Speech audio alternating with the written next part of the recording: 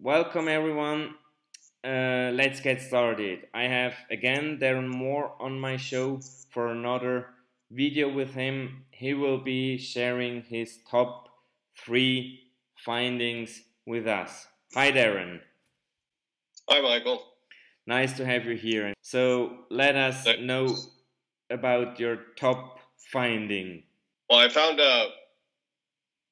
Ripple and the Monetary Authority of Singapore are currently running trials using blockchain technology to make international payments. I found that on a sister bank of MUFG. Okay. And it says Ripple and the Monetary Authority of Singapore, MAS, are currently running trials using blockchain technology to make the international payments. So I thought that was pretty important because it's a central bank. And then I found more information that says Bank of the Monetary Authority of Singapore, Bank of Canada, Bank of England are all working together in a project. And then the white paper of Project Ubin is powered by Accenture and is using SAP Leonardo. And when I looked up SAP Leonardo is their blockchain part of their company. So I thought that was pretty interesting. So, like, basically how those central banks are working together, more or less. It's like a network already, almost.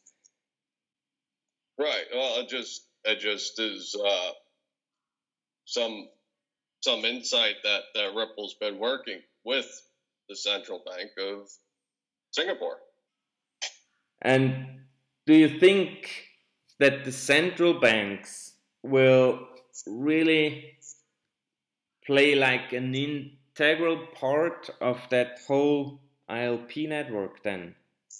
That's really difficult to determine right now. I do think in the short term that they will be part of that. But I recently read an article with Christine Lagarde that was saying that like central banks are have to step it up or something to the fact some way it suggested to me that central banks will slowly be in the background more or wouldn't be there. So I don't know.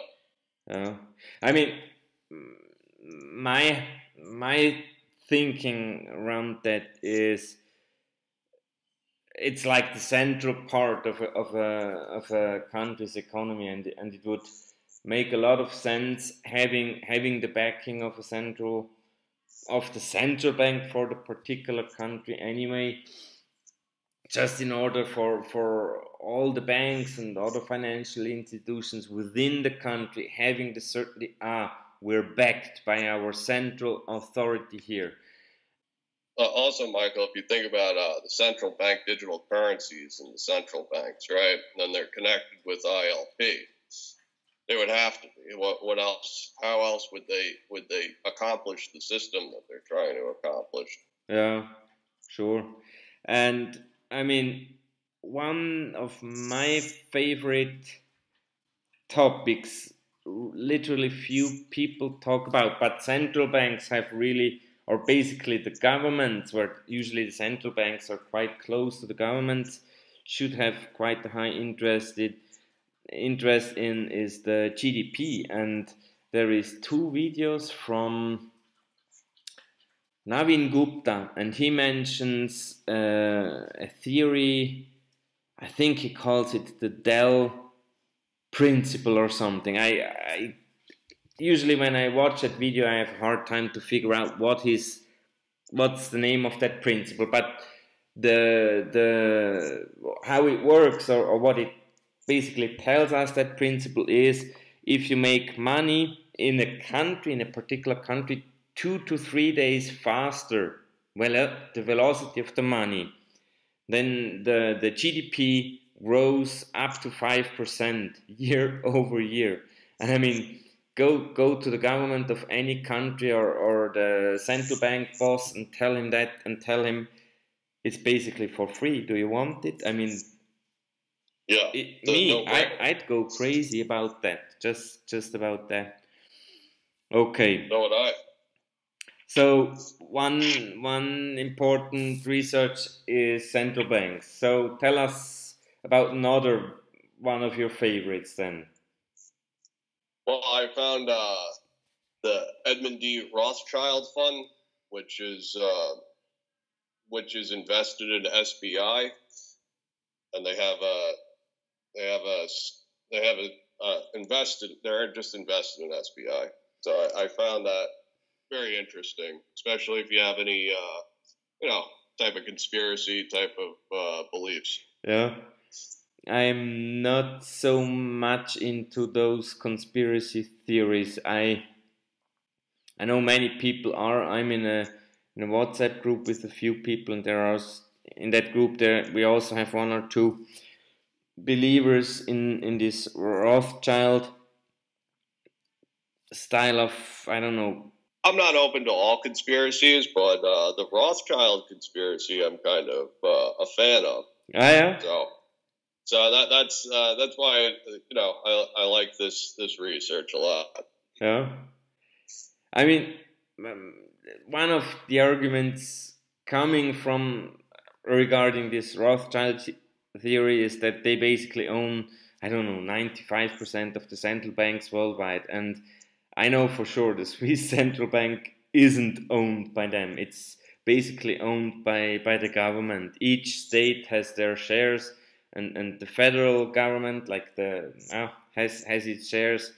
There is literally, I mean, could be that the Rothschilds have their kind of networks into those state governments somehow by, I don't know, bribing, corruption. That I have no clue. I mean, that could always be the case, but just on paper, I have serious doubts. I'm also just a really wealthy person, really wealthy family investing in the same thing we're invested in. Just, makes me happy. So. That's a good thing. It's pretty good news to me too.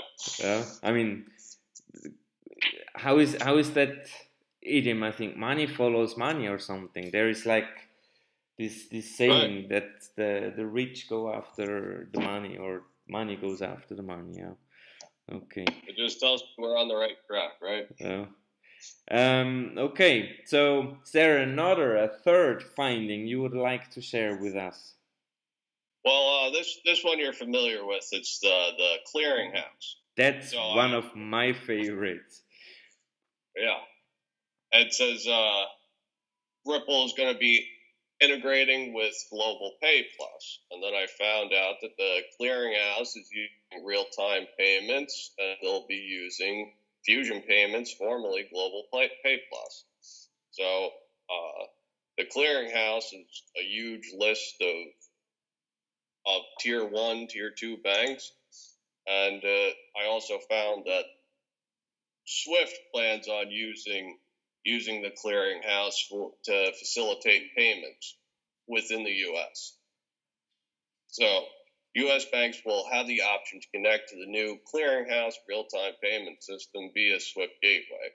And then if the clearinghouse plans on using Global Pay Plus, and Global Pay Plus is using Ripple.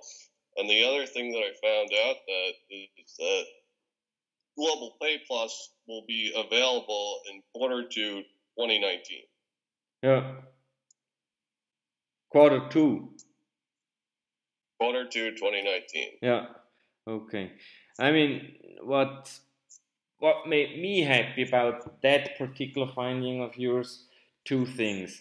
First, when I started doing my research and I kind of created this super highway theory, I came across this chart from Everest, where basically the whole world, all payment systems are connected to each other, and that basically got me started. And I figured that chart or that presentation was done by a company called Everest. Never heard of that company, and then I started doing a bit research on that company, and I figured, they're a system integrator. And I work in IT, and I know system integrators are basically the way to distribute your tools fast and to a broad audience. And so basically I tried to figure out with which system integrators Ripple was working at that time. And I came across a list. I think it was a Japanese guy or something. I even had to translate it in Google Translate to be able to read the text. And there were like 20 companies, and I picked, I think, two or three with names I knew, and two or three random. And one of them was D&H, which later on merged with another company, which then became Finastra, and Pay Global Pay or Fusion Pay is from Finastra, right? Yeah, it is. Yeah, and so basically that your finding was basically like the, how do you say, the icing on the cake on what I already found. But not just that made me really happy about that finding. Also, I mean, basically a clearinghouse within a country is kind of also a central, I don't know, institution like the central bank itself. And when the clearinghouse itself is working with the technology, I'd assume that most of the banks connected with the clearinghouse would basically want to use the same technology as well. Okay. Do you want to share something else? Or should we call it a day for the time being? I think I'm good. Okay. Then many thanks for your time and patience with me. It was the second interview I'm doing, like kind of as the interviewer, so to speak. I really hope that we covered some interesting topics today. Uh, I wish everyone a nice night or day wherever you are. Thanks, everyone.